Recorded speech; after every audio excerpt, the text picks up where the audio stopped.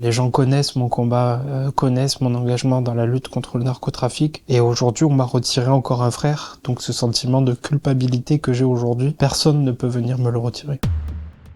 Le 29 décembre 2020, j'avais perdu mon grand frère Brahim et j'étais venu ici sur Combini vous raconter son histoire. Et le 13 novembre dernier, j'ai perdu un deuxième frère, Mehdi, qui a été assassiné pour rien. Mehdi, c'était mon petit frère, il avait 2 ans de moins que moi, et il avait 20 ans, il était étudiant et passait le mois prochain le concours de gardien de la paix parce qu'il voulait devenir policier. Et Mehdi a été assassiné le 13 novembre à 14h30 à côté de chez ma maman. Tout le monde parle d'assassinat d'avertissement, mais un assassinat d'avertissement, ça aurait été de me prévenir. Et aujourd'hui, mon frère, il est coupable d'une chose, c'est d'être mon petit frère. Vouloir me menacer, vouloir m'intimider, c'est une chose, mais en arriver à tuer le dernier de ma fratrie, à arriver à arracher encore une fois le cœur de ma mère, ça c'est pas normal.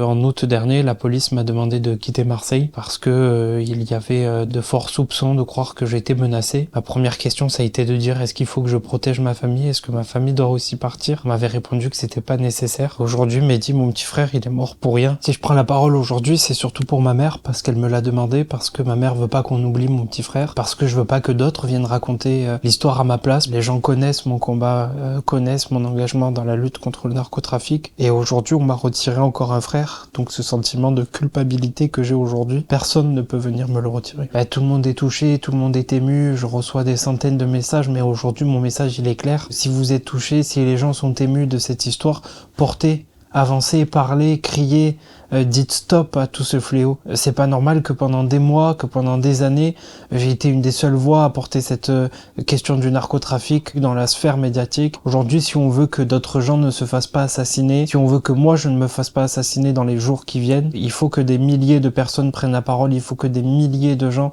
s'expriment sur ce sujet et qu'on dépersonnalise cette lutte. Je sais pas si je vais continuer à me mobiliser, la seule chose que je sais, c'est qu'aujourd'hui on a un combat à mener, qu'on a une voix à porter. C'est celle de ce samedi, le samedi 22 novembre à 15h, sur le rond-point où mon frère a été assassiné. On donne rendez-vous à tout le monde pour une marche blanche, pour une marche silencieuse où les gens doivent venir habillés en blanc pour rendre hommage à Mehdi et pour dire que cet assassinat, ce lâche assassinat, touche tout le monde et que derrière ça, c'est toute la nation qui a été touchée.